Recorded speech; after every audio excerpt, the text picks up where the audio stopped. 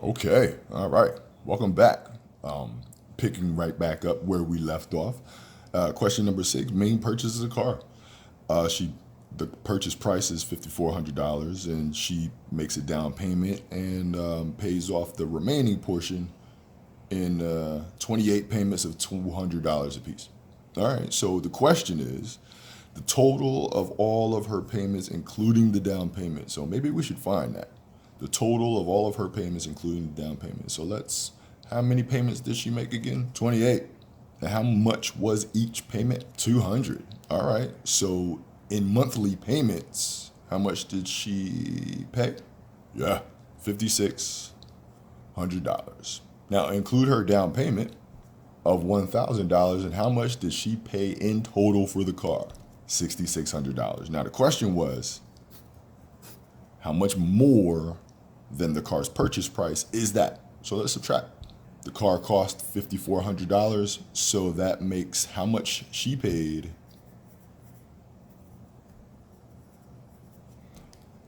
$1,200 more. Nice job. That's quite choice. G. Very nice. All right. Let's start question number 7. Bang. All right. Question number 7 is a geometry question. There's a couple of key words here. One of them being regular, the other being hexagon.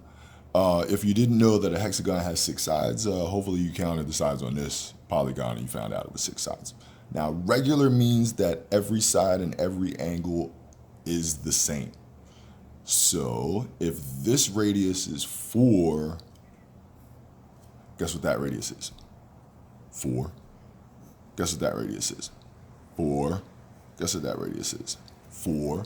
Now, when you split a regular hexagon up into triangles, each one of these triangles is an equilateral triangle. Think about it. There's 360 degrees in this circle, and I split that circle into 6 angles. What's 360 divided by 6? 60 degrees. And if each of these angles is the same, 60 degrees, 60 degrees, these are all equilateral triangles. Let me break one out for you. So if the 2 sides on this equilateral triangle are 4, guess what the third side is? 4. So guess what each side of that hexagon is? 4. And the perimeter is the distance around any shape. Add up all of the sides. To find a perimeter, add all sides. And if this hexagon sides are all the same, there are 6 of them. 6 times each one of those sides is 4. Perimeter, 24. Choice E. Well done. All right. On to the next one. Okay. Moving right along. Question number 8. Question number 8 is a question of area. So they want to know the area of this building. Now, I know how to find the area of rectangles. I know how to find the area of squares. I'm not sure how to find the area of an L shape. So my advice to you is if you get an irregular shape, which is what these are called, split it up into shapes that you know how to find the area of. For example, I bet I can split this L shape into 2 rectangles. That's exactly what I'm going to do. So now I can find the area of rectangle number 1, the area of rectangle number 2, and add those 2 areas together. So let's do that. What is the area of rectangle number 1? Well, the area of number 1 is the base of 1 times the height of 1, and I think we know what both of those are. The base of this rectangle is 22, because it would be the same down here. As a matter of fact, let's write that down here. And the height is 40. So 22 times 40 will give me the area of number 1. What is 22 times 40? Bang, 880. All right, now we're not done. That's just the area of this rectangle. Now we got to find the area of this rectangle. What are the dimensions of rectangle number 2? Well, let's see. Got base 2 and height 2. If I want the base of this rectangle, I only want from here to here, from here to here. Now, they give us the entire distance of 50, but it's broken up into 2 pieces. This piece and 22. So if the entire thing is 50 and this piece is 22, we subtract to find this piece of 28. So The base of number 2 is 28 times the height of number 2 is 22. Nice.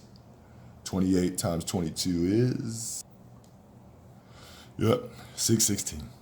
Now to get these totals, to get the total for the entire area, for the entire floor plan, I add those two together. And when I add those two together, I get 1496 square feet, which is of course choice J.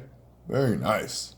On to the next one. Okay, so this problem involves graphing. So we are going to plot these points that are given to us, and then we'll make a decision which of these shapes are represented by the result.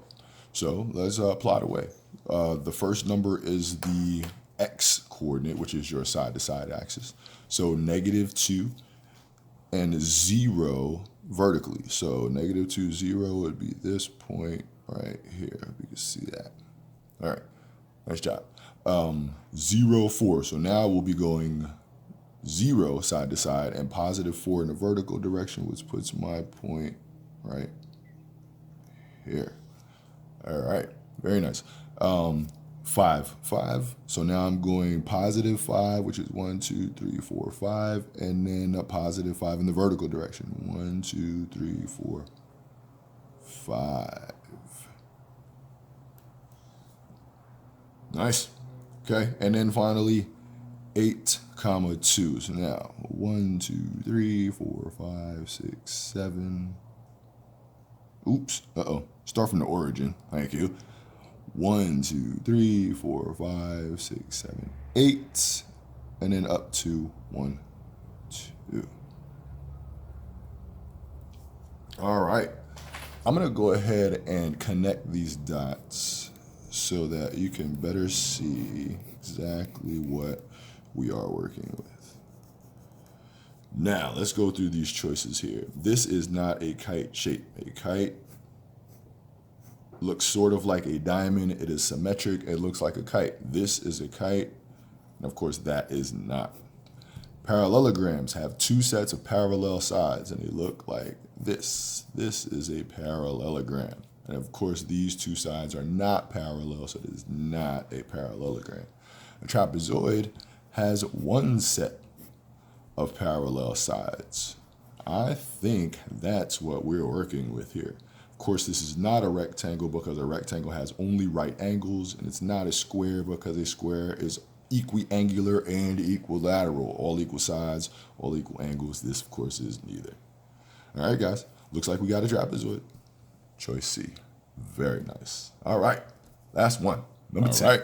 Finally, we have question number 10. And number 10 is about what we call composite functions. Now, composite just means that it's made up of pieces.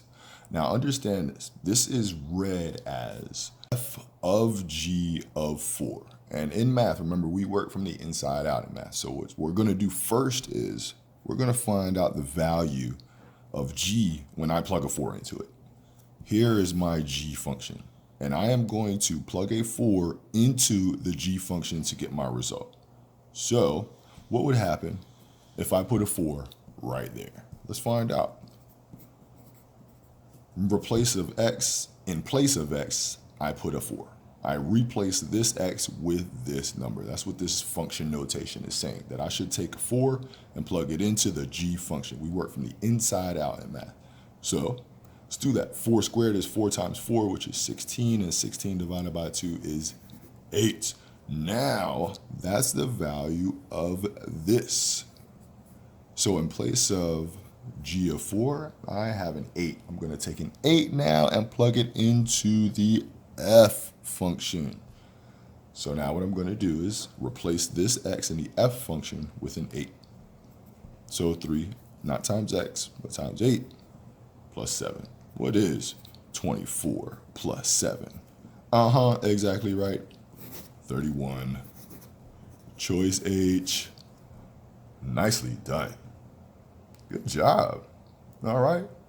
So the next video will talk about questions 11 through 19. Well done, well done, well done. See you on the next one.